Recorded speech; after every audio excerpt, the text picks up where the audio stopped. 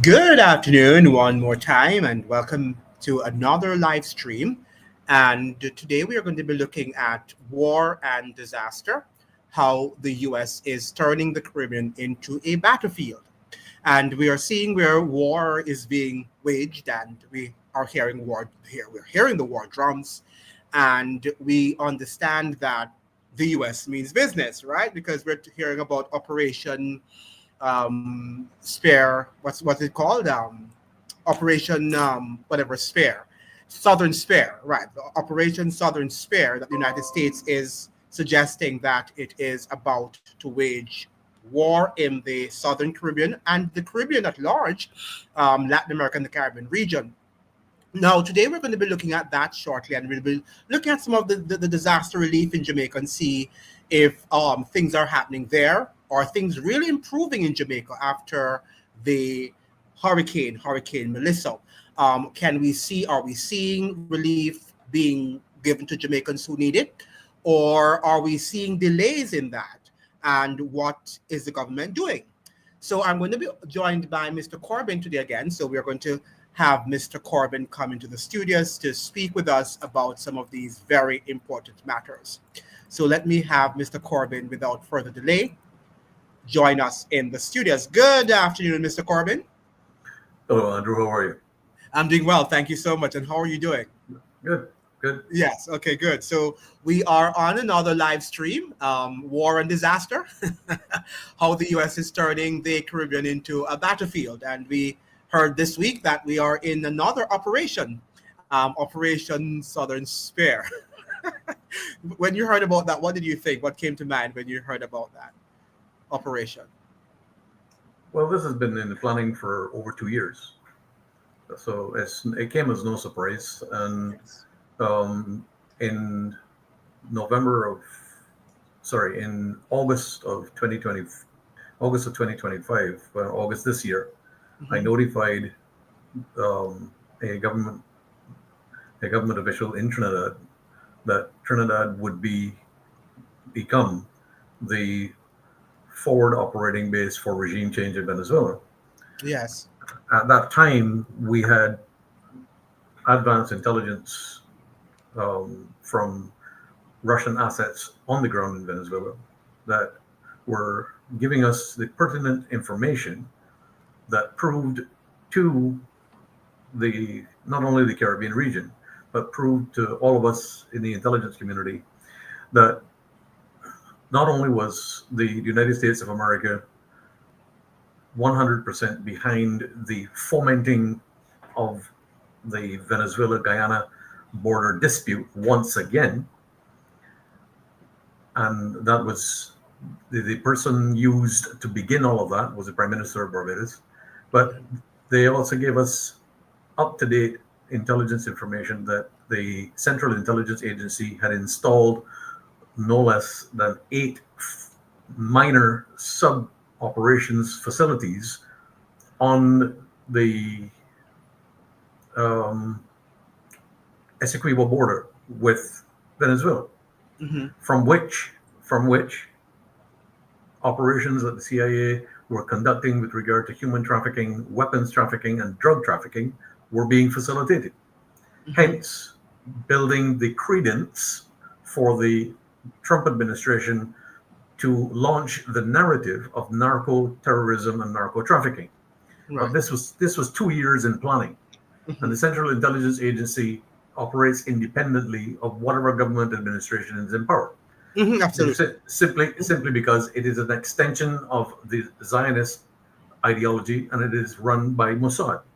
The Central Intelligence Agency is no longer a United States constitutionally formed intelligence agency. It is an extension of Mossad, just like how British MI6 is an extension now of Mossad since 2023. MI6 and CIA both were involved in coordinating the CIA installations along the Essequibo border to facilitate the transfer of migrant trafficking via Trinidad into the southern United States of America, in addition to facilitating weapons trafficking into Guyana, cocaine trafficking into Guyana, as well as cross border excursions into Venezuela to harass local populations, to drive the narrative that Guyana was fomenting border tensions between the two countries. And at the same time, there was military media personnel inserted into the CIA encampments along the border that were feeding the media the whole spin all the time. And right in the middle of that was the Prime Minister of Barbados. Yeah, just a correction, Fred, is that I've never thought that the CIA was ever constitutional. I think it has always been anti-constitutional from its birth, and I think that it was created during the War Powers Act, World War II, post World War II, when the United States wanted the Cold War and wanted to assume this military, what should I say, appearance, as it were, and become this military empire. But the U.S. was never made to be an empire. It's completely unconstitutional when the United States adopted that sort of militaristic, and because the president, the founding fathers were against any sort of military might. Not that they were against having a military, but they were against militarism. And people like the Chalmers Johnson, who was a constitutionalist, he's no longer here, but he suggested that he's always suggested when he was alive that the CIA is a secret army of the President of the United States, which, if it's a secret army, it means therefore that it's not democratic and has never been democratic. The FBI, the CIA, all of these secret organizations have never been democratic. I'm not sure why the United States citizens tolerated these secret organizations, thinking that they were actually helping with the democratic process. What do you think? Well, while some of what you say is accurate, the facts remain is that irrespective of which president is in the White House, the CIA still does as it likes. It's not the president's private army. I want to make that very clear. The CIA is not the president's private army. Okay, well, so the scholars. That's not my declaration. That's what the scholars say. The scholars will say that because that's what sounds best to the overall narrative. The CIA is not the president's private army. The CIA is an entity that is run by the oligarchs that control the president of the United States. Has absolutely nothing to do with President Trump or anything like that. And this was proven by President Kennedy, who lost his life as a result. That is not the president's private army. Don't let anybody fool you that the CIA is the president's private army. And the reason that I say that is this. And the reason that I am saying this with conviction is this. If the CIA was the president's private army, we wouldn't be having this conversation. And I'll tell you the reason why.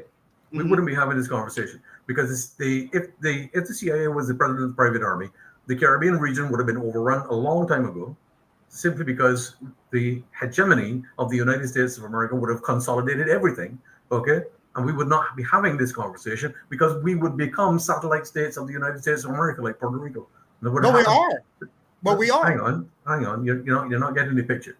The most important thing is this. At the end of the day, the CIA operates on instructions given to it by the control mechanism behind the scenes of the United States government, namely the Zionist ideology. No instructions other than what the media needs to be given are given to the President of the United States. What happens with regard to the decision making that happens at the upper echelons that not even the President is privy to, that is who controls the Central Intelligence Agency and its proxies. The President will come out and say what he has been given advice to say. And that is it. The CIA is not his private army. Hence, the reason being that the CIA can set up forward operating locations along the Essequibo border with Guyana and Venezuela and operate with impunity without either President Biden or the State Department having knowledge of it. Because when we checked with the State Department in Trinidad, when we notified the State Department in Trinidad that this was actually the case, they had no knowledge of it.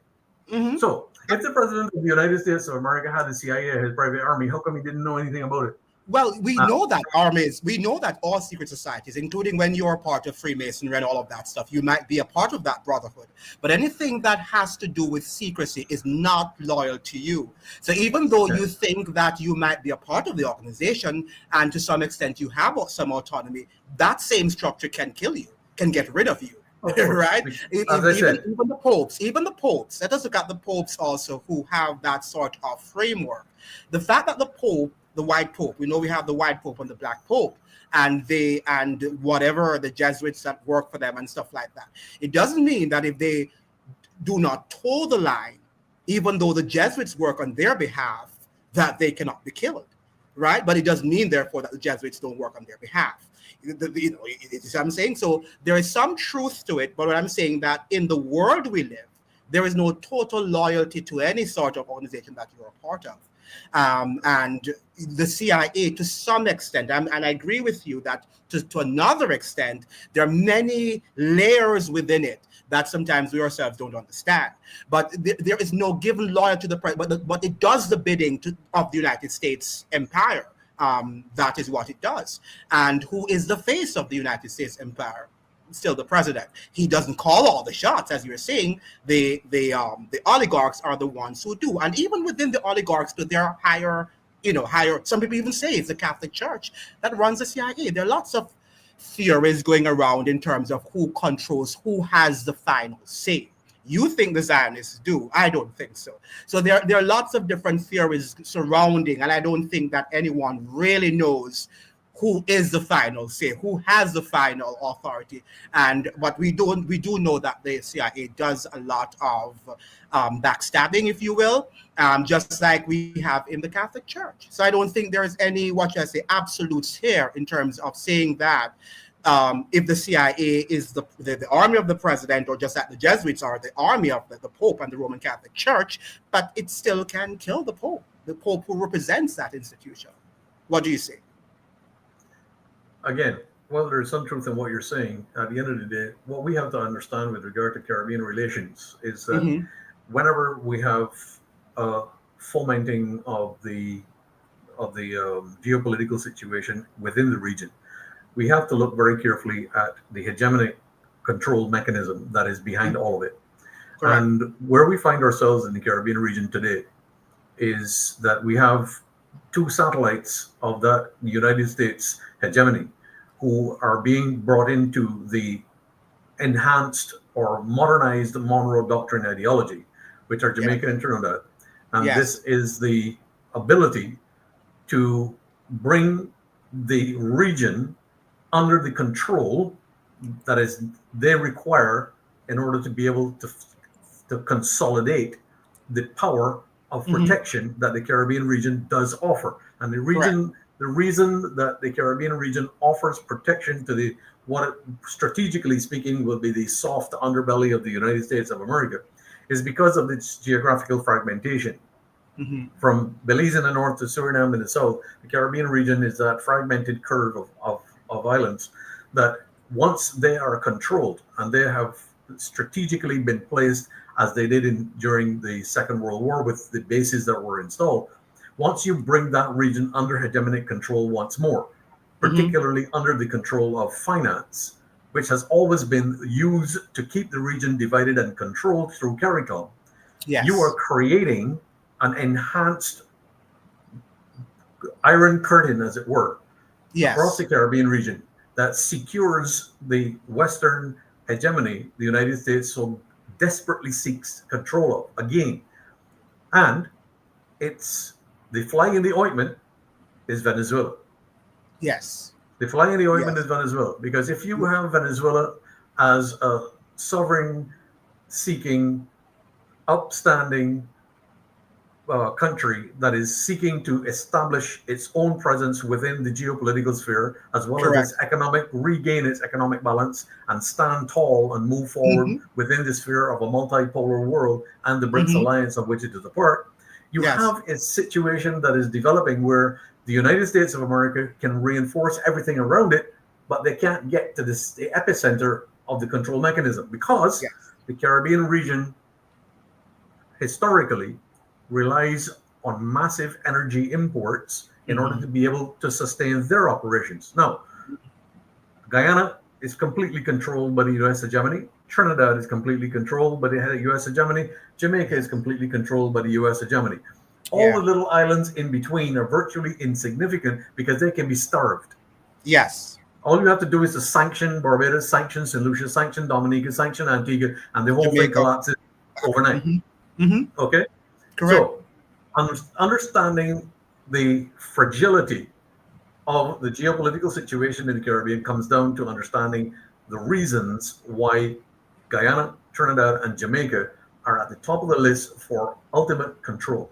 And Hmm. that is to be able to dictate precisely the foreign policy with going forward for the protection of the Panama Canal and the United States southern border.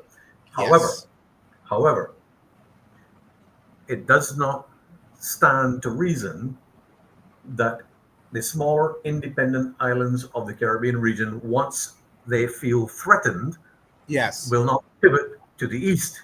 And if they do, the United States of America finds itself in an unenviable position of having only 3 small territories in the Caribbean region under their control, and all the rest pivoted to the financial incentives and the economic power of the Chinese. And Mm. this is already happening. This is already Yes. happening. This is not hyperbole, or this is not supposition. We are Hmm. seeing this play out as we speak. Take, for instance, Barbados. The Chinese Yes. have enormous influence in this country. Hmm. They have such power in this country that they can basically dictate precisely what's going to go on. However, Yes. China is not confrontational like Hmm. the United States hegemony. Hmm. China does business differently. Yes. They allow the country to establish itself and stand on its own 2 feet and create the policies and dynamics that are best catered for the progress of the people. Hmm.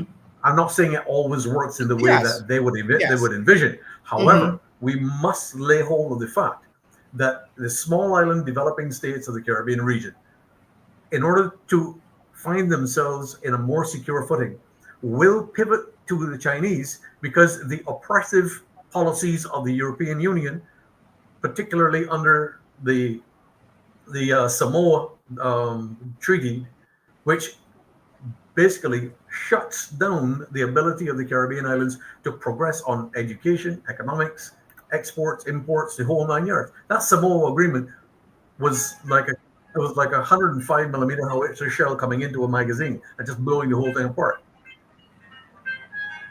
Yes. Yes. Let me turn One of off our this. one of our most important demographics that we have in the Caribbean region is the misunderstanding of the multipolar world. Yes. We have an inherent misunderstanding of the multipolar world. We Yeah. believe that by hanging on to hanging on to this flag, the United States of America, that we believe that as long as we hold on to that, everything is going to be hunky dory and everything is going to be good. Nothing could be further from the truth, simply because the United States of America is under attack from within, from the exact same control mechanism that is establishing and re-establishing its hegemony under the enhanced Monroe Doctrine of the region. Could I stop you there, Fred? And I want you to explain one, what do you mean by the multipolar world? And the fact that you say the United States is being attacked from within, because that is what Trump is saying. Trump is actually saying, even though I'm sure you have a different meaning, but Trump is actually saying that the enemy is within. So he's bringing the war home from the Middle East to home. And home, I think he means on the US shore, as well as in Latin America and the Caribbean region. Do you think I'm correct? Well, unfortunately, the while he is saying that, the actual the actual actions don't point to that at all. I agree. Because if the actions were pointing to bringing the war home to the United States of America and dealing with the problems of the United States of America, the fentanyl addiction, the lack of housing, the severe disruption of job creating industry, and so on and so forth, and Hmm. only the concentration on the military industrial complex, why Yes. are we why is there a confrontation with Venezuela? The point Well, is this. The point is yes. this. The confrontation in Venezuela is a distraction for a greater agenda, and that is the enhancement of a new form of the Monroe Doctrine to secure as much regional control as possible in a desperate attempt to stave off the collapse that will happen. And it's Yes. coming. That collapse is Yes. coming. That is inevitable.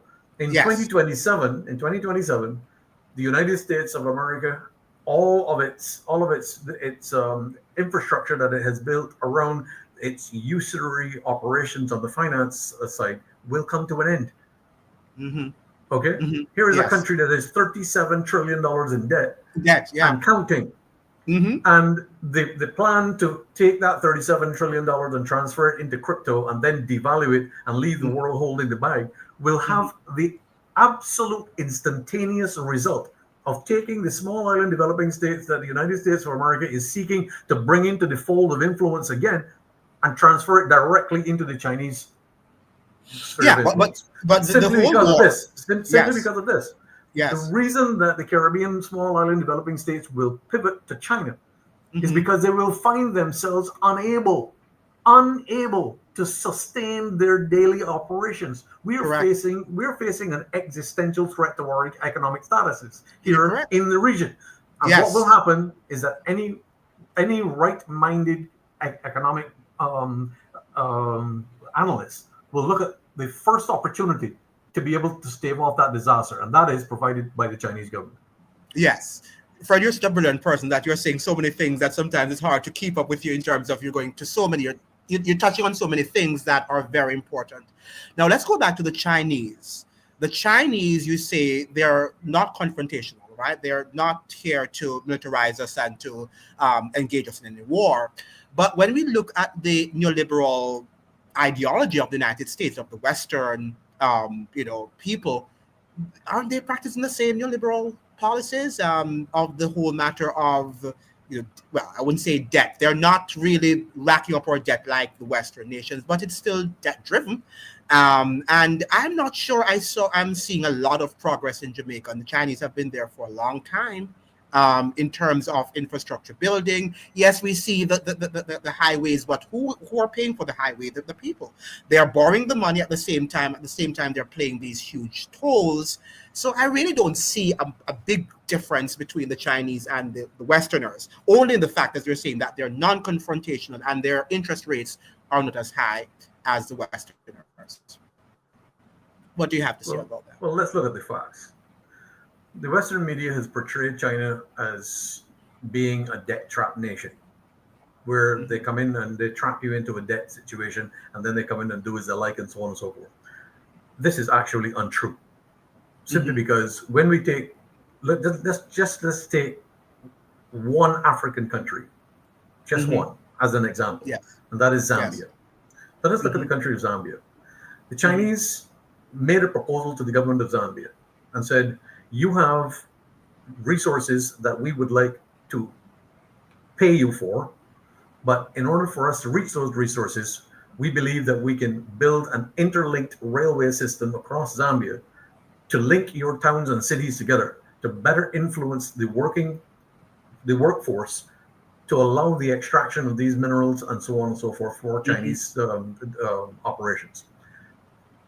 The government of Zambia entered into a strategic cooperative agreement with the Chinese for resource extraction. But the Chinese said, we will pay for the railroads, but there's going to be a situation where the people are going to pay for the railroad over time. And what has happened in Zambia is that you see one of the greatest increases in economic GDP, simply because people now have transportation from city to city and so on and so forth. Yes. So here's an example of where the whole debt trap ideology is shot down in flames. I'm not saying it hasn't happened. Don't get me wrong. I'm not saying it hasn't happened. Yes. There are some other smaller African nations, such as Senegal, who has taken money from the Chinese and misappropriated that money and then turn around and blame the Chinese for being controlling. The exact same scenario exists in Barbados, where the government of Barbados has taken money from the Chinese for certain projects which are shuttered. Okay? And then want to complain that, we have to repay this and we have to repay that. Excuse me. The Chinese government are business-minded. If you don't want to be business-minded and you want to prove to the world that you are a crook, then the Chinese will stop doing business with you. And that is precisely what has happened here in Barbados. The Chinese have shuttered the projects They only have a skeleton crew operating at the bare minimum to get little bits done because they are obligated with other private Chinese contractors to finish a job by a certain time. But you don't see Yes. the large infrastructure inputs anymore happening in this country. Why? Because the Prime Minister of Barbados absconded with $650 million of Chinese money, okay, and then tried to Yes. turn around and sweep it under the carpet. Okay, at the end of the day, the situation has now pivoted where, under the false premise of returning to capital markets, the government of Barbados now finds itself at the door of the Arabs in the United Arab Emirates in Dubai. And 100 million here, 200 million there. Barbados is, I mean, just as an example, Barbados has borrowed from the Arab community almost $600 million in the first 8 months of 2025. Wow. Okay. Wow. So at the end of the day, the question was asked in the geopolitical spectrum, how is Barbados going to repay all of this debt? Well, technically speaking, Barbados is actually debt free. And and the same. Your reaction is the same reaction that I got from a friend of mine. Because why you with the International Monetary Fund? how the hell could we be debt free if after we're $16 billion in the hole already, and the government has just borrowed another 800 million or 600 million from the Arabs? How could we possibly be debt free? And I said, well, let me explain. No, but why would you be? Why would you be with the explain. International Monetary Fund? Yes. Let me explain.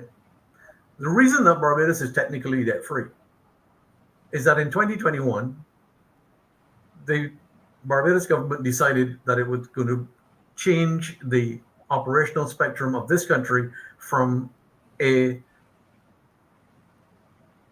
constitutional democracy to a republic. However, from the 5th of February of 2020, the constitution of this country was suspended due to the influence of a foreign power, the World Health Organization, and through an act of treason on the part of the Attorney General of Barbados, implemented a declaration of a medical emergency of international concern, which suspended the constitution of this country. That was an act of treason. No. Then you form an illegal, illegitimate republic based upon the fact that you decided you were going to put a constitutional reform act in place. How can you reform a constitution that has been suspended? Not only that, but you decided to act and put an illegal referendum, a legal constitution in place without a referendum that is based on constitutional integrity. Therefore, anyone doing business, whether it be the IMF, the Arabs, or Tom, Dick, and Harry in Timbuktu, Barbados, coming to do business with Barbados, are doing business with an illegal criminal entity, namely known as the Barbados Labour Party. Therefore, the country of Barbados is technically debt-free because any righteously minded government installed in the future can simply say to the creditors, you did business with a criminal entity. We don't do business with criminal entities, and we don't do business with terrorists. Have a great day, gentlemen. Now, we are seeing the United States sending the largest military asset, the USS Gerald Ford, to the region. Talking about the Chinese, and I don't think we have a lot of Russian investments in the Caribbean, do we? Do you know of any Russian investment? We had a few in Jamaica. I think they had to go under Biden, but I'm not sure in the other parts of the Caribbean if you have lots. But I know we have a lot of Chinese investments. Do you think the U.S. now is going to use one stone to kill several birds if they should get Maduro out of office, that they are going to eventually ask the Chinese and the Russians and whoever is here that is not American to leave the region? That would probably be more of a premise for war than anything else, simply because Russia has put almost $160 billion in investment into Venezuela. The Chinese have put almost $180 billion into Venezuela, and the Iranians have put about $60 billion into Venezuela. So you have not only the BRICS nations that have invested in Venezuela because of Venezuela's acceding to the BRICS alliance and becoming a partner to the BRICS alliance and signing cooperative strategic and alliance economic alliance agreements with China and Russia. But you have the situation developing where the Chinese and the Russians are arming Venezuela. So you have a carbon copy. You have a carbon copy of Ukraine, where NATO is arming Ukraine with U.S. weapons, Correct. and you have Venezuela being armed by the Russians and the Chinese and the Iranians. The Iranians are training. The Iranians are training Venezuelan pilots in Iran to fly the Su-30 fighter jets. Russians are sending in missiles, drone interdiction equipment, and special forces on the ground. And the Chinese are sending in surface-to-air missiles and high-powered, over-the-horizon quantum radars that can detect anything the size of a basketball 280 miles away. I don't care. The Russians have denied it. I don't just care. To say that. But I don't care how much firepower the Gerald R. Ford has. I don't care where it's positioned in the region. The minute that it decides to be foolish enough to launch an airstrike from the carrier to take out a mission or to take on a mission against Venezuela, every single asset will be documented, recorded, and potentially interdicted before it even reaches 50 miles of the coastline. Wow. That is what is actually currently in Venezuela. The United States of America needs to sit down and think very, very carefully about even carrying out any kind of strike in Venezuela. However, if it launches a hybrid warfare scenario where you have sabotage, like what happened last night, Central Intelligence Agents, assets of the Central Intelligence Agency destroyed 3 communications towers in a province of Venezuela. 3 towers were taken out, and they were taken out by drones, small drones. Okay? These small drones attacked the communications tower and blew the communications system apart. The towers were not destroyed themselves, but the communication was lost in a very critical region. And that communication in those 3 areas coordinates 3 of the Venezuelan army's communications. So if you take down communications and the army cannot speak to one another, they're in the dark. They're in the dark. However, as of this morning of 8 o'clock, the Venezuelan military had already reestablished contact on all 3 towers with a temporary installation, while the main repairs are ongoing. And Chinese technical crews, from my understanding from assets on the ground in Venezuela, are assisting with the repairs, simply because most of the infrastructure for the communications equipment for the Venezuelan military has been supplied by Huawei. The Chinese cell phone company, Huawei. Yes. All of that communications equipment comes from them. All of that communications equipment comes from them. And that is one of the best. That is one of the best communications manufacturers in the world. It is. Okay. Huawei is currently at the forefront of not only satellite communications technology, cell phone communications technology, but also military communications and quantum radar development. And their operations center in just outside of Chengdu in China is probably one of the greatest facilities that rivals anything in Silicon Valley. Okay? Yes. At the end of the day, we have a situation that is developing that a lot of people don't really understand. Lots of people go on YouTube and say, oh, the Russians are sending warships and so on. There's not a single Russian surface vessel in the Caribbean region because the Russians are too intelligent to know that if they put a warship in the region, that a false flag event where that ship becomes attacked or another U.S. ship becomes attacked that blames Russia could start World War III, because every single one of the Russian frigates, as well as the U.S. frigates, can launch nuclear cruise missiles. You have a conflagration in a matter of minutes. So all of this talk about Russian ships in the Caribbean region is nothing more than hyperbole. Nonsense. However, we do know that the Western Atlantic is home to 2 Russian nuclear submarines. They don't have to be seen, and you don't know where they are. All right? Russia is not going to risk surface combatants in a potential conflict zone based on a false narrative that is promoted by social media by the President of the United States of America. They're not going to do that. Mhm. Okay? Mhm. What they will do is that they will strategically place submarines at both ends of the region.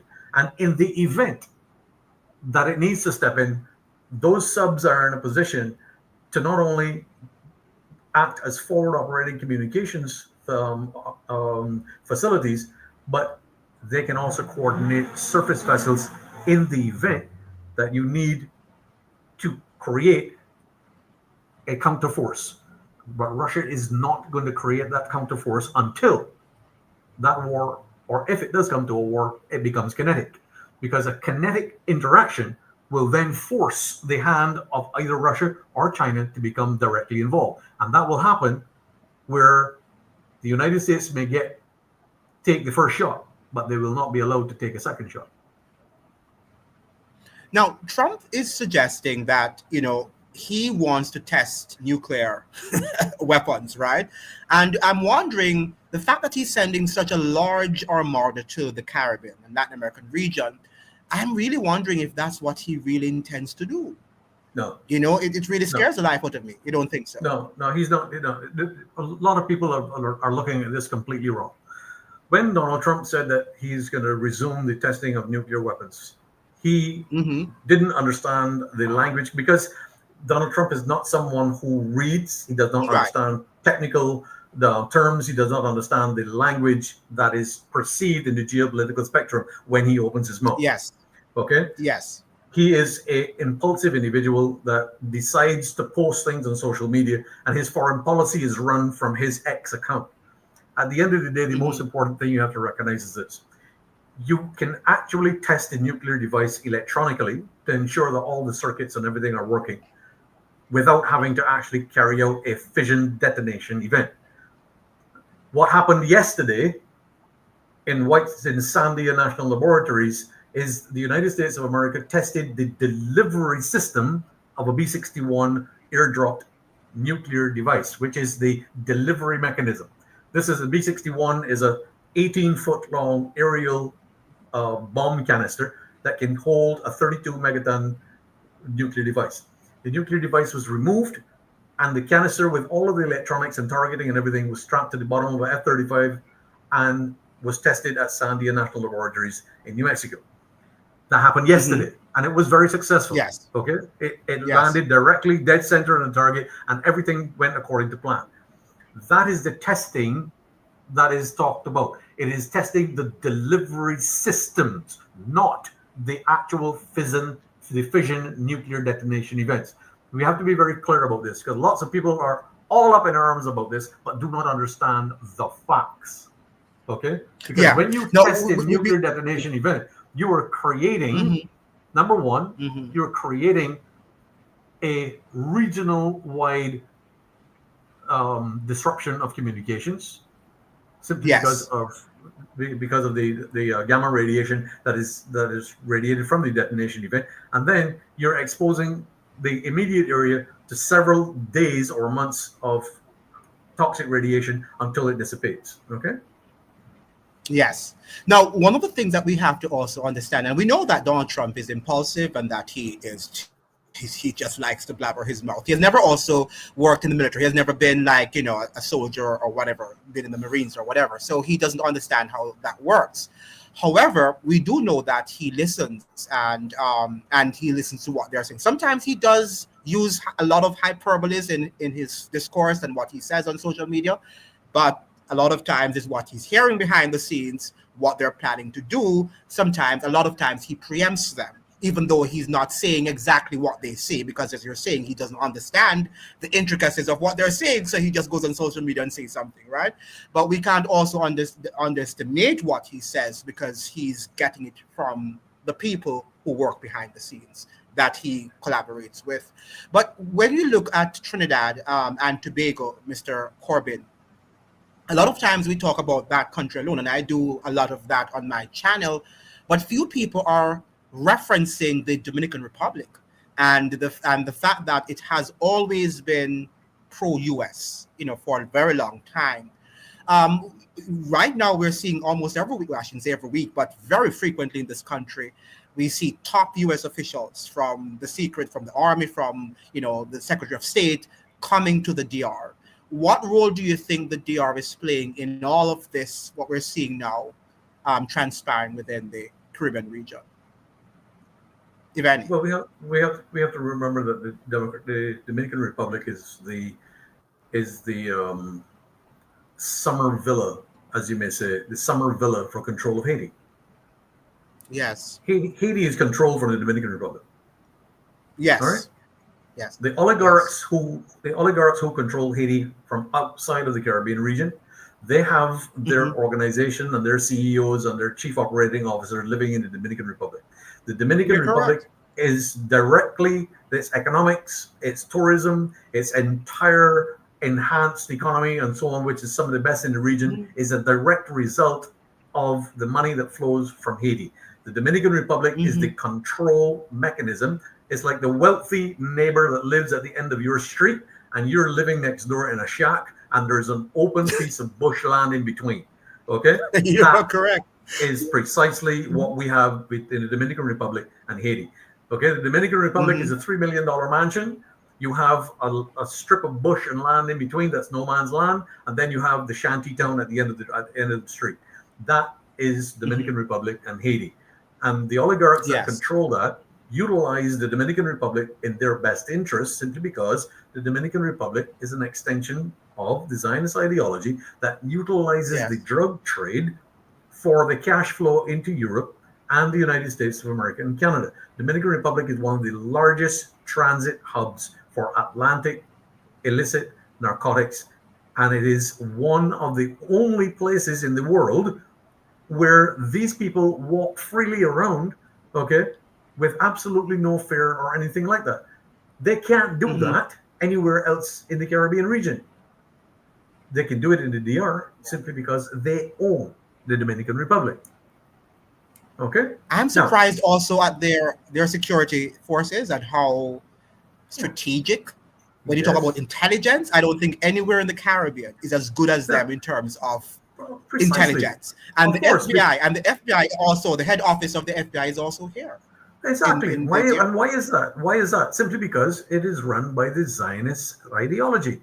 Okay, when the Zionists were driven out of Cuba by Fidel Castro, where did they go? They couldn't go back to the United States of America because it was too obvious of what they were doing. So they shifted to the DR, which at that time was nothing. The DR was virtually nothing. It was a fantastic Right. location. That's what. Correct. And that's what I want to ask you now, Fred. The fact that we used to be the English-speaking Caribbean, very important strategic locations for the USA. But it seems to me in recent times, and I've been observing a lot on the grounds here, is that the DR is right now the US right hand in the Caribbean. It, that's what I'm seeing. I'm not sure if Trinidad is working to get that. Probably the second. I don't know. But the DR seems to me, from my vantage point, to be the USA's right arm in the Caribbean.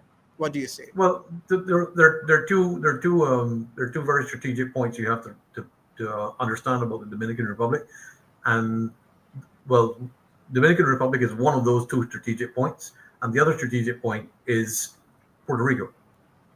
The Yes. rehabilitation of the Naval Air Station Roosevelt Roads in Hmm. in um, Hmm. eastern Puerto Rico Yes. complements the operational capability in the Dominican Republic. Now, it's very, very easy to set up a regional command center in the Dominican Republic that is virtually Hmm. untouchable because there are no military bases there. So nobody's going to really Yes. attack the Dominican Republic simply because there is nothing really to attack. America does not have any bases in Dominican Republic. It has an embassy, and it has all of the instruments to run that place in the Dominican Republic. That can be Hmm. turned into, in a matter of days, a regional command center without having to place it in danger of being in location of a military target such as Roosevelt Roads. So, in the event Mm. that a kinetic conflict were to come down to the fact where short range ballistic missiles were employed, the DR would not be touched, but Roosevelt Roads would be destroyed. Yes. Okay, Yes. as Yes. would Yes. as would the Piarco International Airport in Trinidad. If the Trinidad government are foolish enough to allow the United States of America to operate fighter jets and helicopters and so on, like what they did in the invasion of Grenada, like here in Barbados, Piarco International Airport could be leveled with a short-range ballistic missile strike. All it takes is 2 Iskanders to be launched from Venezuela into Piarco, and that airport would cease to exist. Yes. Okay? Now, Yes. at the end Yes. of the day, let us look at the region from the perspective of a kinetic warfare scenario. Everybody is panicking and saying, "Oh, war is coming to the Caribbean. We have to stock up on food and this and that and the other." Look, Yeah. at the end of the day, did we stock up on food and start and so on running around with headless chickens when the United States went into Grenada? No. You Right. are dealing with a precision operation that will look at a decapitation strike as its first option, and then proxy, Yes. subterfuge, and sabotage as a insurgency development within Venezuela. However, the United States of America runs the significant strategic risk of being bogged down in Venezuela for an indefinite period of time without a strategic value-added purpose to come to the conclusion of that conflict. And in addition to that, we have to remember that Venezuela is surrounded by 2 very powerful economic and militarized neighbors, Brazil and Colombia. If the Brazilians and the Colombians decide to join the fight, the United States of America will be forced into an ignominious retreat, which will go down in history and serve to unite not only the Caribbean region to its Latin American neighbors, but establish the fact that Colombia will now join the BRICS alliance. Colombia has already expressed interest, but it hasn't. And the reason that the Colombians have not yet joined BRICS is because it is home to 2 United States bases, which are now called into question with regard to legitimate military targets by Venezuela. The Venezuelans are not going to strike Colombia in the retaliation. What will happen is that they will empower the Colombians to take action and blockade those bases and prevent operations against Venezuela. So what we do have right now as a kinetic warfare scenario is that in the event that either one of those 2 scenarios play out, at the end of the day, there is no strategic interest of the United States of America to gain a foothold with regard other than to go in for resources. But how are you going to extract resources when you are constantly under attack from the very population which you have subjected to wartime operations? It's not going to happen. Yes. We saw that in Iraq. Yes. In Iraq and Afghanistan, we were there for 20 years and we got our butts kicked royally every single day for 20 years. Absolutely. Okay? And this is where Trinidad is in danger, because let us say that they go into Venezuela and they capture the president, they take him out of office.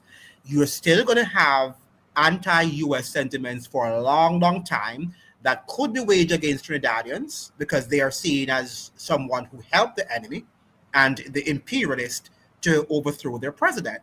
And this is what Trinidad has to understand, that this could be for a very long time. And if they think that they're suffering from crime and violence right now, they're going to be in for it, if that is the case. What do you think? Well, I think that to her credit, Prime Minister Bessessar has put a leash on the crime situation. Crime is down dramatically. I think the policy of allowing the citizens to be armed to defend themselves is a very good policy. People say, well, the citizenry that is armed is a danger to itself, and so on and so forth. There is no evidence in history that an armed citizen population has ever been a danger to itself. It has always been a complete deterrent to criminal activity. Now, at the end of the day, the significant milestone of achievement, in my opinion, that the Prime Minister of Trinidad and Tobago could achieve within the next 2 weeks is to sit down with the Caribbean leaders and establish a referendum with regard to the proposal or the prospect of kinetic warfare scenario in the Caribbean region. However, I think he's gone. Coordinating, She's fast coordinating that in the present environment is going to be very difficult, simply because you have the United States is going to question, why are you doing this? Number two, Absolutely. she does not want to risk the cancellation of the oil and gas situation that Mobil Exxon has come in and put in place, that is valued at $70 billion. At the end of the day, the most important thing for us to understand as Caribbean nationals is that any decision that is taken by the government of Trinidad and Tobago to support kinetic military operations against Venezuela will always have long-term strategic effects on the future generations of that country. Why? Simply because when you disenfranchise your country in support of an illegal operation against a sovereign nation, there are repercussions that the future generations will continue to pay for long after the actual circumstances have come to a conclusion. And we run the risk of the Caribbean region becoming fragmented and place even further conflict with one another, and a tremendous amount of division between our beloved Trinidadian people and Caribbean nationals elsewhere. We do not want that. We love Trinidad. We love Trinidadians. Trinidadians love us. We are always in Trinidad. We love going to Trinidad for carnival. Trinidadians love coming to the region for all of our carnivals. We love the tourism interaction. We cannot actually fly anywhere in the Caribbean region or North America without Caribbean Airlines. We have absolutely no access to the Caribbean region in the way that we enjoy right now. Without their airline, if we allow as Caribbean nationals ourselves to be drawn into this pit bull situation where one grabbing somebody else, somebody grabbing somebody else, and trying to drag the region apart. No, we need to unite as Caribbean nationals, understand the sovereign national focus of what we have as a Caribbean region, and we need to call for a serious referendum with the President of the United States. Invite him to come to the Caribbean region. Let us meet in Trinidad. Let us meet in Trinidad. Right. Bring him to Trinidad. That is what she should have done. That is what she should have done. Yeah, President Donald Trump needs to be brought to Trinidad on the invitation of Kamala Bissessar, and there needs to be a comprehensive Caribbean leadership representation. Correct. And the people being able to sit down and say, Mr. President, we believe and we understand, based upon the history of United States involvement in the Caribbean region, that this is a strategic mistake for our people, simply because the diaspora of Caribbean nationals in your country, the United States of America, and in Canada, is way too influential with regard to your voting base on your upcoming elections. The Caribbean region has a massive input in the United States midterm elections every single year, and you cannot afford to degrade that in favor of a strategic mistake in the Southern Hemisphere.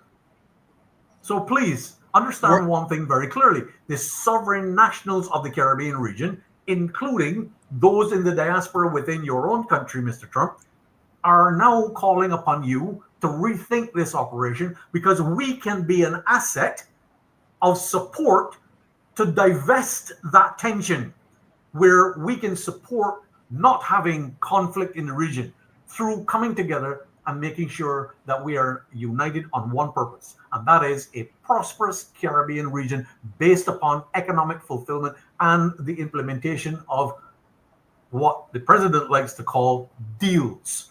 There are so many beneficial deals that the Caribbean region can get out of making peace strategically.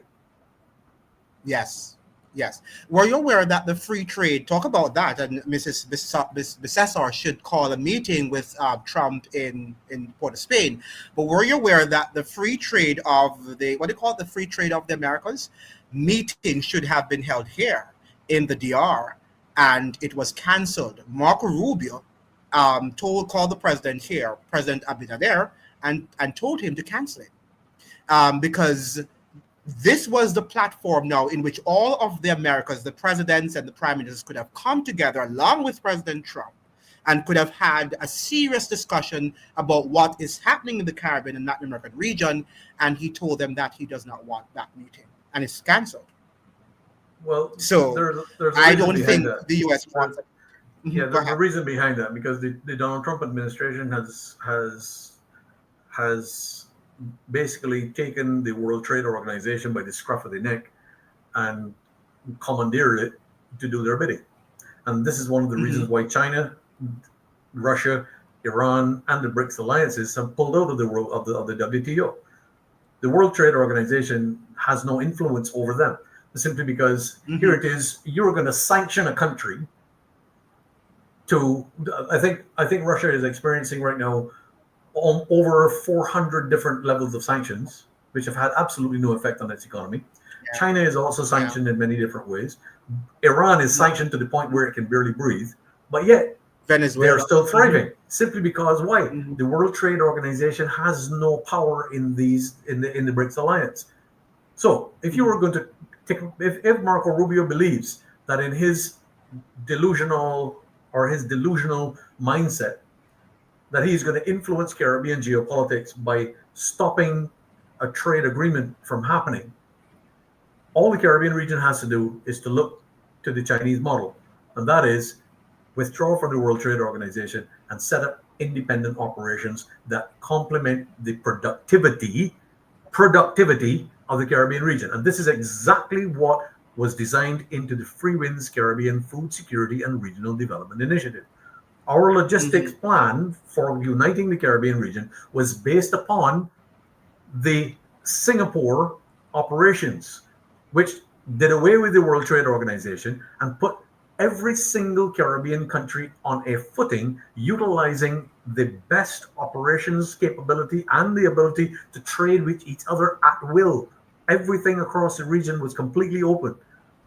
The World Trade Organization seeks to control that simply because they can either bankrupt a country or sanction it and stop ships from sailing there. That is the weaponization of a trade policy. And that is precisely what the World Trade Organization is: weaponization of trade policy in order to control the region.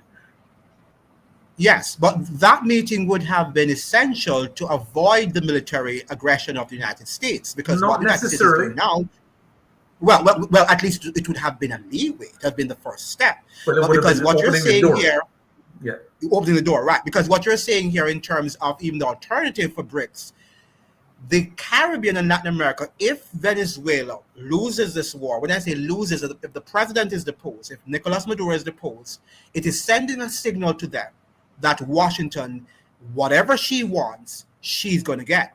And if she doesn't get it, she's going to send the boats, the gunboats over, and you will have to do it, or you suffer consequences, severe consequences. So I think that we are really now caught within between the devil and the deep blue sea, between a rock and the deep blue sea, in terms of what do we do if the United States, because that's what they're doing in Venezuela. You and I know that this is not about war on drugs. This is because the president decides, as you've just said, the president has decided that he wants to run his country, to govern the country, and to explore the alternatives that he decides, he and his people decide that they want to explore. And the U.S. is saying, no, you need to be under our economic ideology or under our framework. And they're saying no. And because of that, they're seeking to depose him.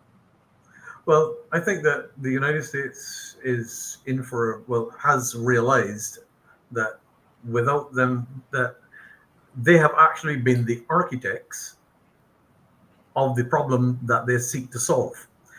If they had not sanctioned Venezuela when they did, if they had left Venezuela alone to become a prosperous nation under Hugo Chavez and so on, and allowed the Caribbean region to prosper under the Petro-Carib deal and so on and so forth, they would have far more influence in Venezuela to be able to say, let's do business on a greater level, let's enhance our cooperation, let's get access to more oil resources, let's get access to more gold, let's get access to more emeralds and so on, let's develop our partnerships. But no, they want to now come in and use military might to disband precisely what they created. They created a strategic shift that caused Venezuela to move and pivot to the east. Venezuela would never have sought to join BRICS if the United States of America had not sanctioned it to beyond high heaven and facilitated the displacement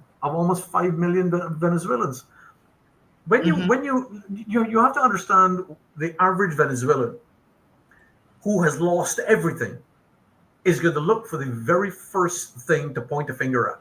And they're pointing their finger at Maduro because they believe that Maduro is the architect of all of this and that this is Maduro's fault and Maduro needs to go and blah, blah, blah, blah, blah. Well, you know what? At the end of the day, most of those Venezuelans, the reason that their vision is so narrow is because they have been forcibly displaced from their livelihoods. And any country that is sanctioned, it is not the country that suffers, it is the people.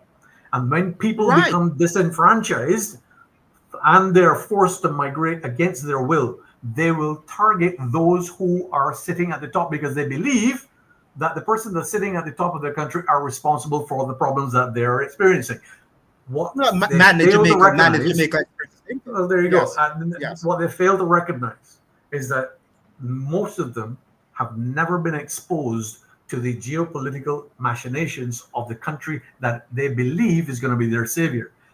And we have a situation like this in Venezuela, where some Venezuelans believe, particularly the elite, who are desperate to protect their money, they believe that if the United States of America gets rid of Maduro and puts this Maria Macaro in place, that this will now become someone that they can run to and so on and so forth. At the end of the day, the fact remains, Maria Macaro is not the people's choice. Okay? Mr. Morales is the people's choice. Yes. However, that is only 15% of the population that believe Mr. Morales should be president. The rest are 100% nationalistic and standing behind Maduro. And the reason for this is because the vast majority of the population of Venezuela have recognized that the Chavista movement that took care of looking after the infrastructure and rebuilding and so on and putting food back in supermarkets and ensuring that the ports were working and the airport was reopened and so on are the ones who are controlling the situation. And that Chavista movement is all of Nicolas Maduro's base. And that base extends right across the military and into the sub-regions of Venezuela who have their own militia forces that are loyal to him. The United States faces the unenviable situation where, based on ignorance, hubris, and greed, will suffer one of the most ignominious defeats in their history of military operations. And Naval Admiral Alvin Halsey recognized this from the beginning. Okay, and that is why he has resigned. He's going to leave office permanently on the 15th of December. But at the end of the day, the most important thing is this. Here it is. You have an African American of Caribbean descent who has stayed the course and has not backed down. He has resigned, and he has said why he has resigned, because he understands that the United States Navy, to which he pledged to uphold the constitutional rights of a naval commander, is going to be decimated. Yeah. Like in all wars. Which war, I mean, is it not decimated? You know? But one of the things too, Fred, is the fact that the people, as the other leaders in the Caribbean, not the Caribbean, in Latin America, like in Colombia and in Brazil, they may not necessarily like Maduro as a colleague, but what they do know is that they don't like the method that the United States is using to get rid of this president. You know, that is not the way you do things. And they know that if they should support the United States in this move against Maduro, they could be next. Tomorrow, it could be that, you know, the president of the United States doesn't like Lula da Silva and decides to take him out. So they have to be very careful. Ladies and gentlemen, make sure you're liking the live. We're going to answer some questions now. Let us look at some of the comments, Mr. Corbin. Hello, Don Dada. And we have good afternoon, gentlemen. That's from New Daughter. And this person's agreeing with you, Fred. Set the captives free. I have to agree with Fred. The CIA is not the president's private army, but are controlled by the Jesuits. Yes. And then we have set the captives again free. The CIA are called Catholics in Action by the same. Yes, yeah. And some people say Catholic Intelligence Agency. Some people say that. Some people say Catholics in Action. And we have set the captives free again. So look into gematria or gematria. What's that? The numbers say it all. What is gematria or gematria? I don't know what that means. Do you know, Fred? No, I don't. Yes, I don't know. What does that mean? Set the captives free. Can you tell us what that means? I've never seen that word before. Coco Brown 555 says, good afternoon. Good afternoon. How are you doing? And we have here, that is Sealy 15. Hi, everyone. Hi. We have New Daughter now is saying, BRICS, why should we be told by the U.S. why we can or cannot do business with the BRICS? The BRICS is not making that kind of demand from anyone. You just trade. Is that true, Mr. Corbyn, that the BRICS is not demanding, is democratic? Well, in response to the commenter, this is precisely the reason why the Caribbean region finds itself in a position where, in the event of a kinetic warfare scenario that will disenfranchise its economic stability, could very well pivot to the BRICS alliance, simply because there's no preconditions. Okay? And the reason for that being is that the BRICS does not demand that you have to use their currency. Yes. The United States of America, in its hegemonic control and weaponized currency, uses the United States dollar as a weapon against those who wish to answer to its bidding. And that United States dollar becomes the economic weapon of discord that creates the problems from the very beginning. Because the minute that you decide that you're going to align yourself with the United States hegemony and the policies upon which it is based, the United States dollar is weaponized against you. BRICS does not have that problem. BRICS says, right, you want to trade in EC currency? We will allow you to pay in EC currency. We will structure your debt obligations in EC currency. If you try to do that with the United States of America, this is what has hobbled and completely incapacitated the ability of the Caribbean region to honor its debt obligations, simply because we have always borrowed in US dollars and we have been obligated to repay in United States dollars. Right. Now, when you do that, you are actually placing yourself in a situation where you spend 60% of the obligatory time for the loan repayment just trying to pay the interest on the loan. Then you have to restructure, and it keeps going, and it keeps going, and it keeps going.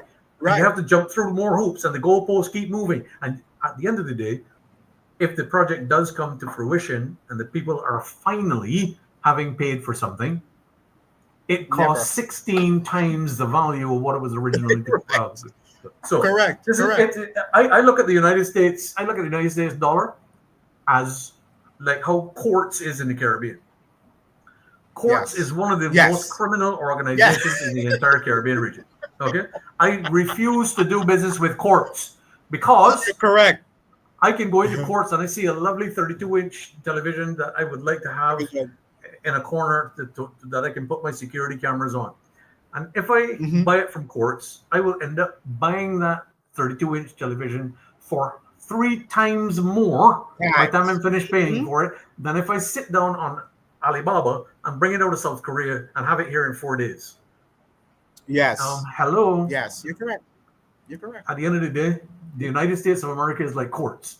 Oh, we will do this and we will do that. Look at the value we're bringing to you and so on. And then at the end of the day, you end up being in a debt obligatory situation for 10 or 15 years at the expense of your younger generations who view this as the way to do business.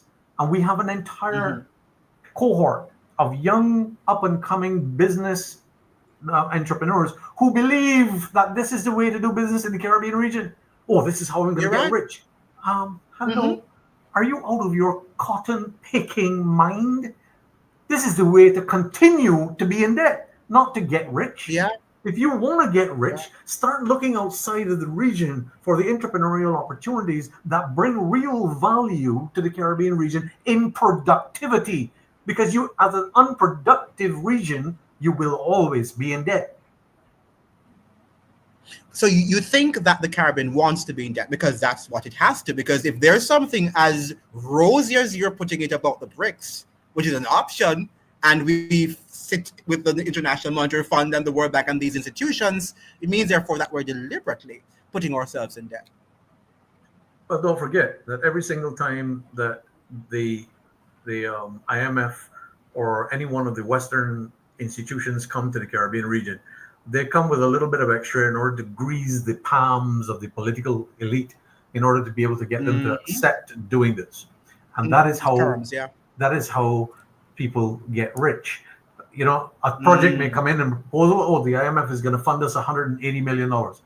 80 million of that is divided between the actuaries that put the process in place for the country, and the 100 million then goes into the project.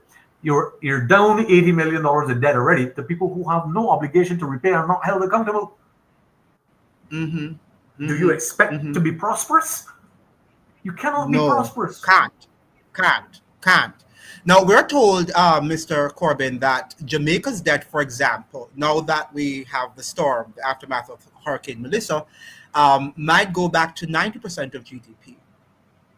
We are now currently moving to 60% if the hurricane had not come, but now we might move back to 90%. What do you think is going to happen to that sort of, maybe more, if depending on if the what do you call it, the expenses that are more than what the government is suggesting, the $6 to $7 billion, which I think is a conservative number.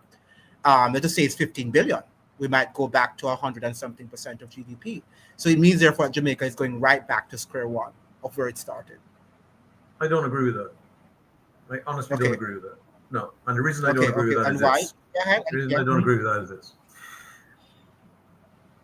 Hypothetically speaking, just imagine that I were the Prime Minister of Jamaica, and I was hit with a storm of Jamaica, and I was hit with a storm of that magnitude, and I had a 20-mile wide swath of destruction straight across my country that had dissected the country east from west and left devastation and human suffering on an unimaginable scale. But I also knew that within that region, I was sitting on $40 billion worth of gold reserves, and right offshore, 21 miles to the south of that same location, I was sitting on 2 trillion barrels of untapped hydrocarbon resources, oil and gas. My very first action after stabilizing the situation by placing myself in the center of that region and making sure that I could see what the rebuilding process was going to be like, was that I would have strategic partnership agreements done with interested oil and gas exploration companies to get that oil and gas out of the ground as soon as possible and into the international markets, and the gold out of the ground as soon as possible, to create a brand new currency for Jamaica based upon and valued at the same value as the EC dollar and aligning with the basket of foreign trade currencies. Immediately, the investment confidence in Jamaica now starts to rise because you have made strategic decisions with regard to the future of your country based on hard-earned commodities, gold on the one hand, hydrocarbon on the other, and the two of those come together to create an economic impetus which brings investment opportunity into the country, and the confidence of investment starts to rise astronomically. Your GDP will recover within 10 years. If you don't do that, and you allow it to be completely taken over by hegemonic control of offshore companies and the money is not staying in the country, you will be back to 20% GDP and not being able to move forward from there for the foreseeable future. So I would say to Andrew Holness, stop playing the fool and get your act together. But both parties did so when the debt to GDP was at 145% of GDP. Shouldn't they have done that? But another thing that we have to talk about, which we can't talk about today, is the fact that Jamaica is talk about the Crown land. We don't know even who own. Jamaica is a very mysterious place, and sometimes you just don't know who owns the land. When I'm talking about land, I'm not talking about properties people live on their homes. I'm talking about the bigger things, the gold and the oil and all of that stuff. Who owns these things? That's known as I crown don't lands. Yeah. know. That's known as Yeah, crown yeah, lands, and the reason that it yes. is the reason that it is classified as crown lands is that Mm-hmm. the implementation of the Westminster governance system within the Caribbean region allocated lands that were unpopulated as crown lands, so that in the event that the state decided to enhance the development of the country, that they would be the ones profiting from the development, completely irrespective of indigenous peoples or anything like that. This is the reason why the Maroons in Jamaica are now at war with the government, because the government wants to displace the Marines, Mm-hmm. the Maroons Mm-hmm. from the Right. cockpit country area, because it is so rich Mm-hmm. in natural resources. This will Yes. come down to a kinetic conflict. That I can assure you. I can No, assure they're you that fairs. Yeah. if the Jamaican government makes the mistake of deploying the Jamaican Defense Force into cockpit country, a lot of young Jamaican men and women are going to lose their lives, because those Mm-hmm. guys, the Maroons, are not going to give that up. And They're fairs. Yeah. unfortunately, you're dealing with a hegemonic control mechanism that has overtaken the government of Jamaica, that does not respect the rights of the indigenous peoples and their right to own the lands on which their ancestral history is attached. And this is going to cause a Yes. massive problem. There were some alterations, though, Fred, if you remember, after the Morant Bay Rebellion, that the British decided that they really clamped down, and Yes. they did a lot of some ugly stuff after that in terms of the crown land and what Jamaicans could do, and worse than some laws that they were very stringent laws, to put it mildly. But we would probably have to do that another time, explore that historic fact. Now, this new daughter is saying, on top of that, regardless of any business agreement you reach with the U.S., can be dismantled at any time if we displease the U.S. anything but control. Yes, Yeah, that's and I agree. correct. I think that. Yes, yes. Yeah, go ahead, Mr. Corbett. Go ahead. Yeah, no, she's absolutely correct. Absolutely correct. Simply because Yeah, yeah. if you ally your business operations to the weaponization of U.S. dollar transactions, you can be shut down overnight. Okay. Right, right, right. In fact, they were calling for Jamaica to burn. When we were trying not, when we told them we could manage the high interest rates of the IMF, they said let Jamaica burn. It was Yvette Clarke in Congress, a Congress, Jamaica, a woman of Jamaican descent, who sort of lobbied with Congress to sort of help us to get a deal with the IMF. But they're not concerned about us. They don't care one iota if we Yeah. burn or not. And this is Yes. what people have to understand. Yes, and there's a reason for that. There's a reason that these people say these things, and the reason that these people Mhm. say these things is because they know that they're not on the accountability list. If when people stood in Parliament and said those kinds of things, they were fearful of walking out of Parliament because of being lynched by the people in the street, Mhm. they wouldn't be Mhm. saying those kinds of things. But they believe, Mhm. and they have proven, that they can say these things because they're unaccountable. And this is where the Caribbean national sovereignty needs to take a stand. Caribbean Yeah. national sovereign nationals need to take a stand and hold our elected and governmental officials and non-governmental officials to account. When somebody says something like that, instantaneously there should be a lawsuit bringing them to a court of law and say, hello, no, no, no, no, no, that's not happening. You will be penalized for saying such things, because that is gross disrespect and disenfranchisement of the sovereign national integrity of people who want to Yes. have a better Jamaica. And if we are going to have Yes. a better Jamaica for a prosperous Caribbean region, we need to hold people to account. Yeah. That's the bottom line. Yeah. Yeah.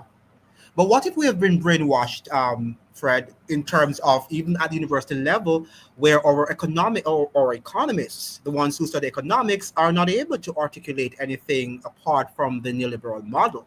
There was this guy in Jamaica, for example, and he's in the PNP, and he's a professor. He's now saying that they've elevated him to the role of professor at the University of the West in his Mona campus, and he could not articulate not even a sentence different from what the IMF is saying to us. I mean, it's sad. And recently I heard that he's a professor of economics. I'm like, what is he teaching his students? Just the neoliberal model? Something is wrong with us, Mr. Corbyn. Well, the thing is, Something. when when I hear the word professor, or I hear the word expert, or I hear PhD, I start running in the other direction because there's usually a litany of absolute nonsense from uninformed rhetoric that means absolutely nothing to the average layman. And the thing is, if we did have righteously minded economists in the Caribbean region, there would be no need for us to have this conversation. Correct. Okay? And in addition to that, I think that there is a massive mischaracterization of what professor really means, and so on and so forth. Okay? And I'm doing a PhD at the moment. Okay? And somebody said, well, what are you going to do with a PhD? I said, exactly what it says. Pothole dodging.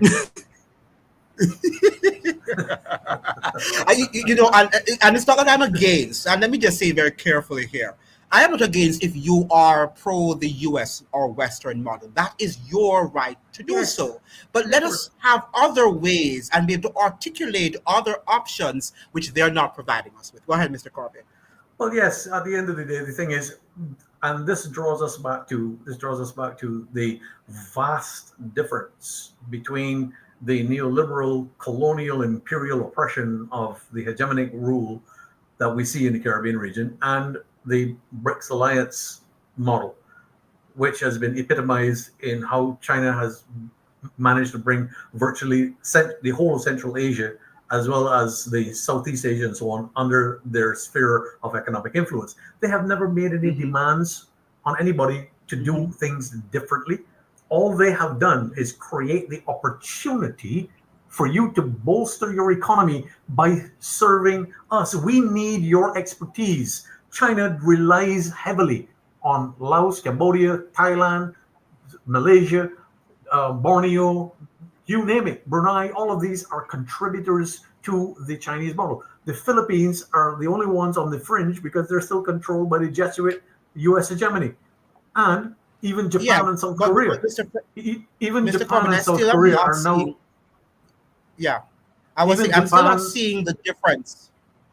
The difference between the Chinese model and the Western model. I still don't see the difference. You have to look. You have to look. You have to look beyond what the appearances are, because don't forget, the appearances that are put before you come through Western media. No, I'm a reader. I'm not a person. I'm a reader. I'm not a person who look at appearance. I'm a reader, and I'm not seeing the difference in terms of capitalism, the neoliberal. I mean, I'm saying that they might offer you lower interest rate, but at the end of the day, the model is the same. There's no real difference in terms of their model in China is different, and that I see. I see the model in China is different in terms of to the U.S. model, and that is what the U.S. and Western countries had before.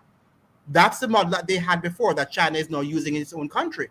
But when they go abroad and they are, maybe you can look at one model country, but in terms of the general countries, like looking at the Caribbean as a whole or even Africa as a whole, I don't see much of a difference. Well, that may be rise. That may be a slightly pessimistic view of looking at it, but based upon the experience of what I have actually seen happening on the ground, and where we have a situation developing across the world, where you have countries with vast natural resources, that have pivoted to China and have put themselves in a situation where they remain in control of their resources. It is not hegemonized. They remain in control of their resources. They remain in control of the price that they are going to require for those resources. They remain in control of their sovereignty with regard to their entire build out of their future economic prospects. And they also remain in control of their strategic national interests with regard to defense of their countries and the securing of national assets for the future. And again, this brings us back to a very, very important country, such as Kazakhstan. Let us look at let us look at Kazakhstan for a minute. Now, Kazakhstan, former Soviet republic, okay, completely under the control of the former Soviet Union. The Baikonur cosmodrome, from which Russia launches all of its space material and satellites and so on, is based in Kazakhstan. However, Kazakhstan is now its own independent country from the Russian Federation. Okay, and they just signed a strategic, economic, and cooperative agreement alliance with Russia, as well as China. Kazakhstan said, right, we have X amount of oil and gas. The Chinese said, we will pay you what your asking price is. What do you want for your oil and gas? Kazakhstan said, this is what we're willing to sell it for. China said, okay, we're willing to do that. And we're also going to we're going to buy a contract agreement, which is renewable every 2 years. Okay. And we're going to buy so many million cubic feet of gas from you every year. But we're also going to build a pipeline for you. China built the pipeline at a cost of $6 billion from Kazakhstan, from Astana, all the way to the Chinese border, to their processing stations, and so on. They never asked Kazakhstan to repay a cent on the cost of the pipeline. They trained Kazakhstanis to maintain the pipeline, and they pay Kazakhstan for the oil and gas that they put through the pipeline, which they built. Now, this is what you call strategic cooperation. Jamaica has an opportunity to do exactly that. Now, again, hypothetically speaking, let us look at the region. Let's look at the Caribbean region historically. When Hugo Chavez was in Venezuela, he put the Petro-Carib agreement in place, where Caribbean countries were accessing very concessionary rated hydrocarbons, diesel, gasoline, LPG, and so on and so forth.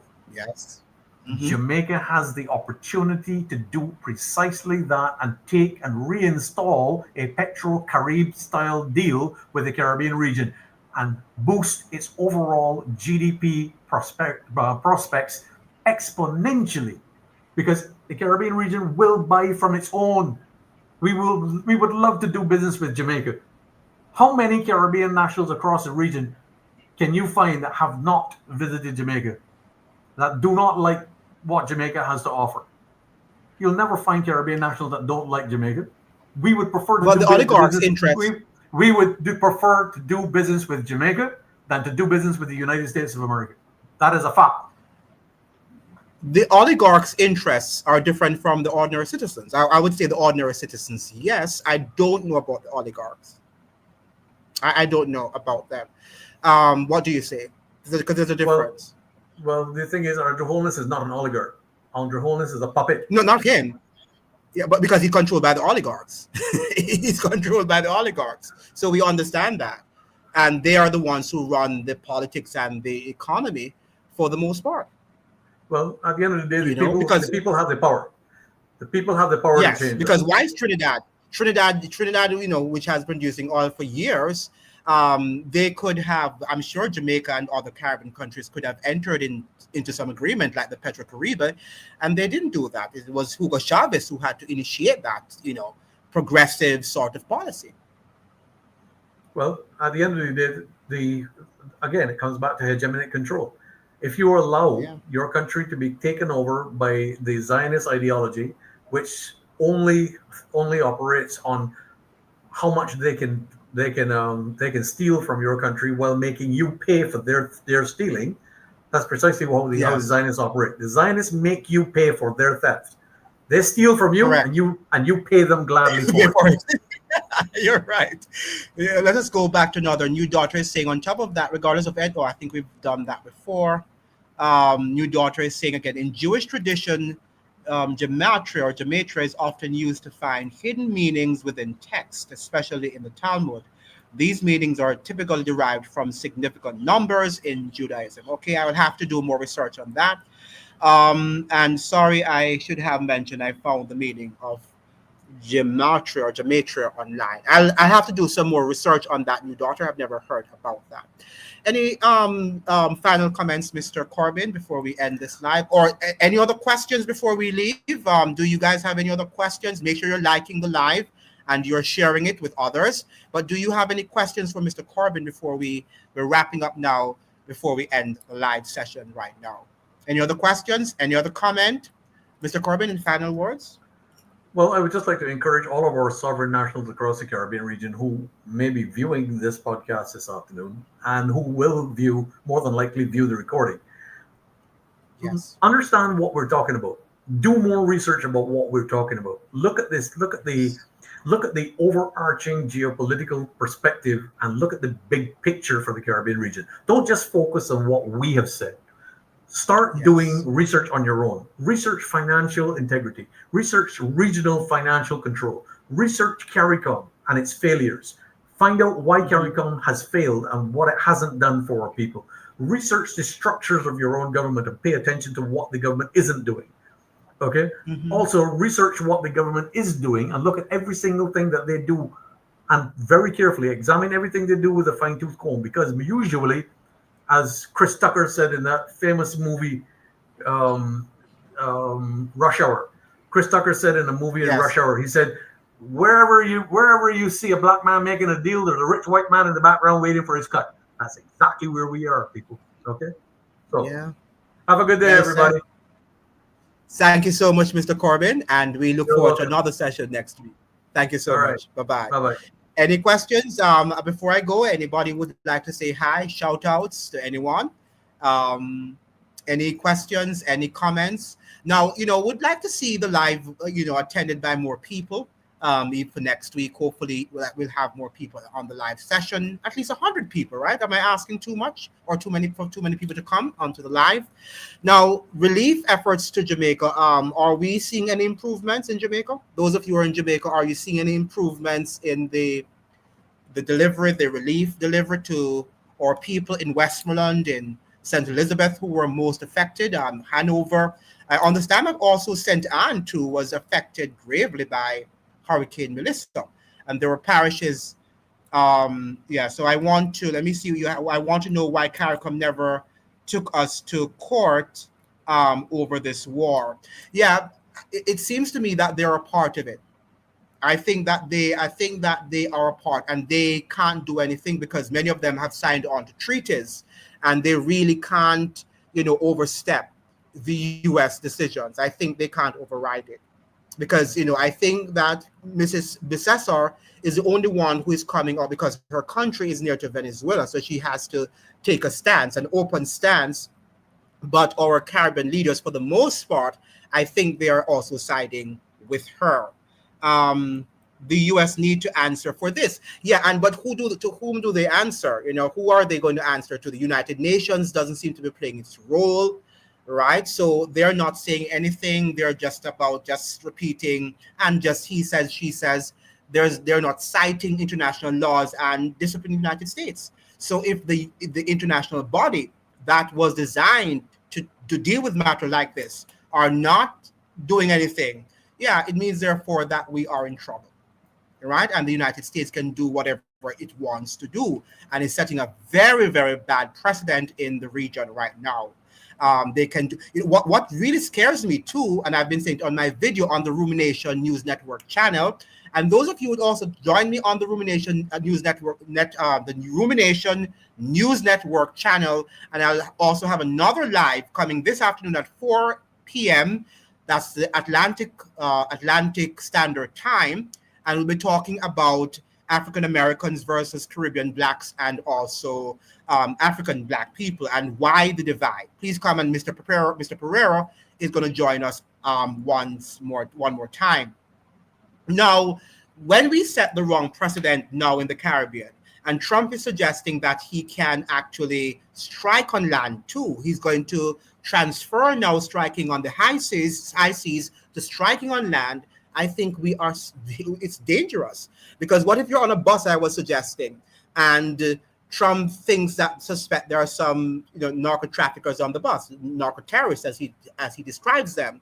Will he just shoot a bus and injure or kill the people there on the bus? I don't know. These are things that we need to be discussing, and people are not talking about it as I would love to hear them speak about it. What do you think? Do you think that Trump wanting to transfer, or is he just referring to Venezuela, or is he suggesting that he can do it in any country that might have narco terrorists? These are some of the things I would like to explore with maybe a lawyer, a person who has studied international law. And we have our lawyers in Jamaica, for example, the Professor Stephen Vassiani. I would be expecting him to give more lectures for the public in terms of what the United States is doing, and just to level with the public, to speak in layman terms, and to look at international law and to see how the U.S. is actually violating the principles of international law. But I'm not seeing much of that. He's written one or two articles in the Gleaner, but it will go over the head. It's going to fly over the head of many Jamaicans. But he needs to do more, along with other lawyers who have studied international law, to educate our people so that we can know, because our citizens are not very educated, not only in Jamaica, but also in other parts of the Caribbean region. This you described, this behavior was happening in Palestine. Apparently Hamas was everywhere. Absolutely. I am really, really scared. If Trump decides to do that and then begin to strike buses and taxis and cars, whatever public transportation, or you could be on the highway, for God's sake, and they decide that, two of the cars have narco terrorists or buses or whatever, and begin to shoot, that is going to be a problem. That is going to be a problem. And I'm not hearing much coming from our leaders as regards that particular statement by Trump. We need that to be clarified. Will you just shoot indiscriminately on land, or will you just aim at people you think? But even aiming at them could mean that you could end up shooting someone who is innocent, and this is the problem. And the fact that we can't have any due process, then it means therefore that if he shoots you, or he shoots me, if he shoots any of us, it means therefore that he's going to get away because there's no due process. And he can say, well, Andrew was a terrorist, he was a narco terrorist, and people will believe him. This is what is very scary, and something that we should be talking about. Now, let us talk about the relief. Anybody in terms of in Jamaica now, what is happening with the relief? Are we seeing more help by the Jamaican government for people who are in problem? Are they helping more now? Are we seeing the marooned communities being helped more than we saw last week? Is there an improvement? Does anyone know? Please let me know where you're actually viewing from. Are you viewing from the States? Are you viewing from Canada? Are you viewing from the UK? Please let me know before we go, just to familiarize ourselves with each other. And if you are, you're willing to do another live per week, we can probably have 2, but we can't just have 40 persons on the live. We want to have at least 100 persons on the live so that we can have some very important discussions on the lives, because we need more of these analytical discussions. Okay, we're not having them because we're talking too much about the cascas and the gossips, and we need to have these conversations because they are concerning. We have there. So yeah. So any other comment, questions? If not, I think I'm going to leave you because I have another live coming up, and I have also a video at 2:00 that I have to upload. For those of you who do not know, I'm also on the Rumination UK. Welcome to the UK today. Yeah, please welcome. And that's from New Daughter. You're viewing from the UK. Rumination News Network. This is my other channel. For those of you who do not see me on this channel, this is my main channel actually. Rumination News Network. You can also join me over there. This is my main channel, actually, Rumination News Network. You can join me on that, and you will see commentaries. And we also have a live show coming up today, another live. I'm not sure if you can join me from UK at 4 o'clock, because that probably is very too late for you guys over there. Perhaps not. But we're going to be dealing with another interesting topic with Mr. Pereira from Guyana, and another live at 4 p.m. Eastern Standard Time on my Rumination News Network. My Rumination News Network. I also have another channel that I talk about Caribbean and Latin American news now. You can also go over there, Caribbean and Latin American news now. And Latin American news now.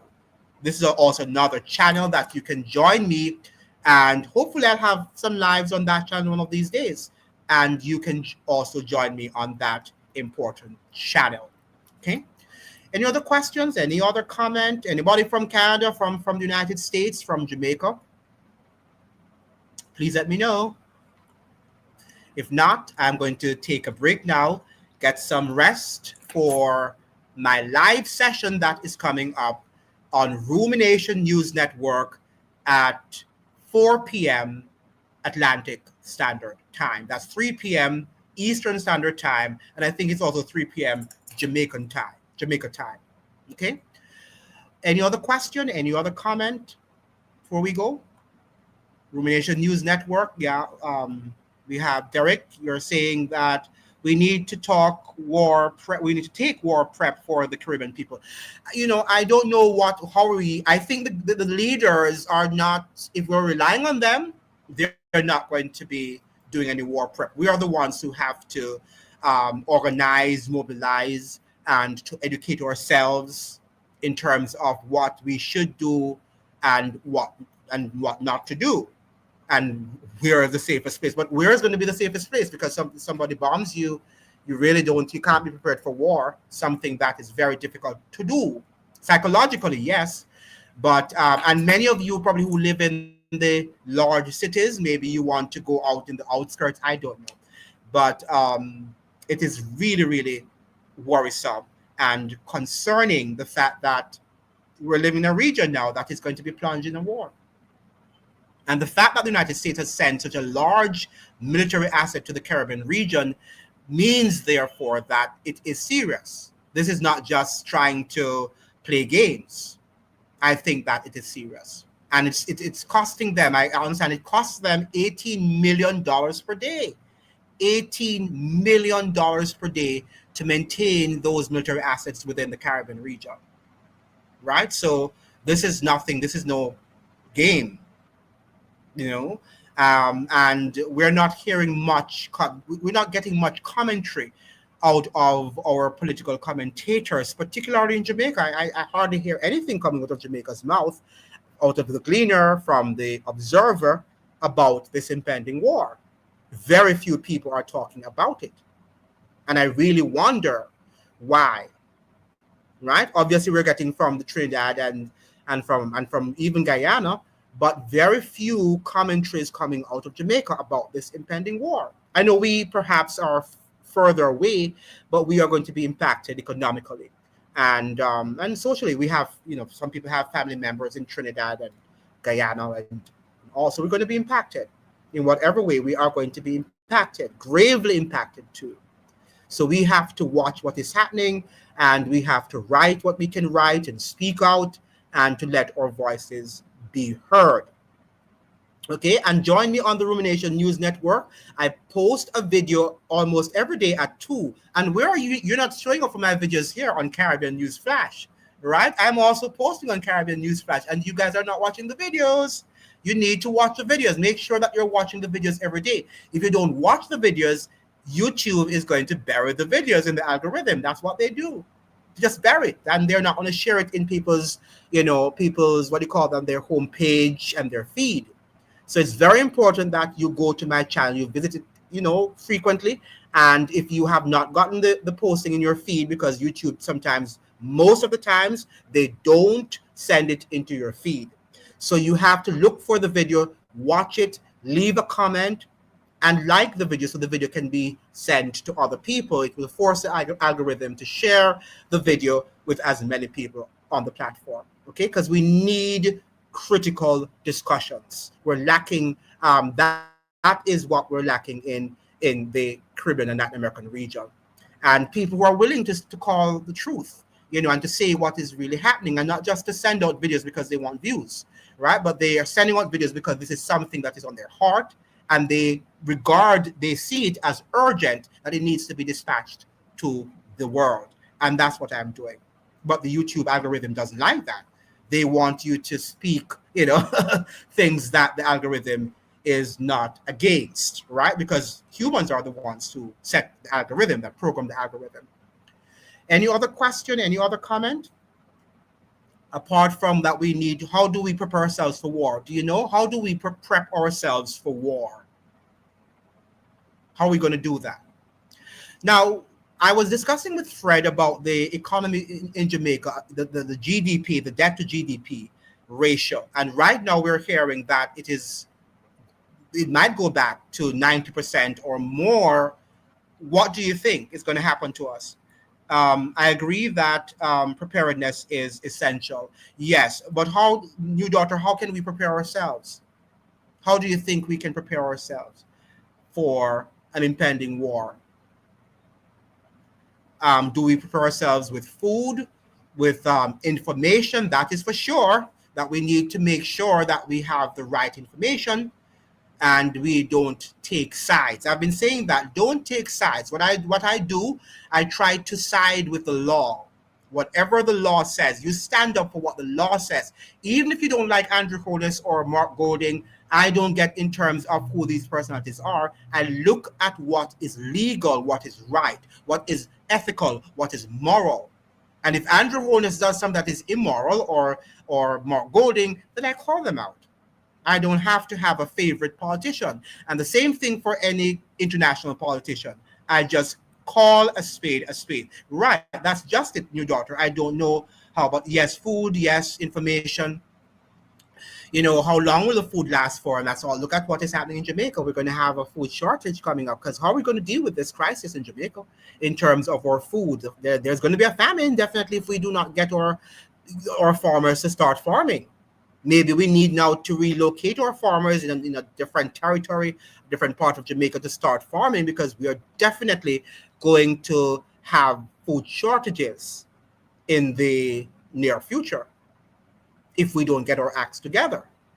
Yeah. So even food, how do we prepare ourselves for food? Do we go back on our land and begin to plant our callaloo, and to plant our tomatoes and onions and and all of that stuff, so that we can eat?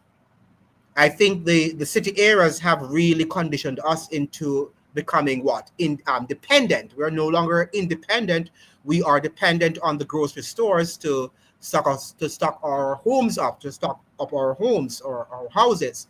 But now we have to find a way to plant, right? To cultivate the land, so that if we don't have food, then we'll be able to get something from our own produce. Yeah, give the people a show about that. Bring someone in to give. Yeah, that would be good, everyone, to talk about that. Yeah, that would be good to talk about how to get. Yeah, that could be the next live. Yeah, how do we prepare for food and prepare for war preparation, preps for us living in the Caribbean. That's a very good topic, new daughter, that I could do for next week's program. But I'd like you also to share the live. You need to also share the live and let people know that we're having these discussions, and invite them over, so that we can have more people on the live, that it is going to be beneficial to me. I don't want to come on the live and see just 20 people, 3 people, right? We want to see more people, so that we can increase the visibility of the channel, so that people can learn from us, because that's the purpose here. It's an educational channel, and I want to get the channel to be publicized, right? And to be seen by a large number of people out there in the public. Okay, any other comment? Let me give you 11 more minutes, and we can end at exactly at 1 p.m. or at 2 p.m. Actually, I have to go now. I have to go now, ladies and gentlemen. So I think I have to go. I have to go now. Thank you so much for joining because I have to upload my videos. Thank you so much for joining, ladies and gentlemen. I'll see you next week. And new daughter, thanks for that topic. I will look at food and and see how we can become more independent and what preparations we need to make and how we can make preparations for a war that might be impending in the region. Thank you so much for joining, and I'll see you. Good evening to one and all. Bye bye.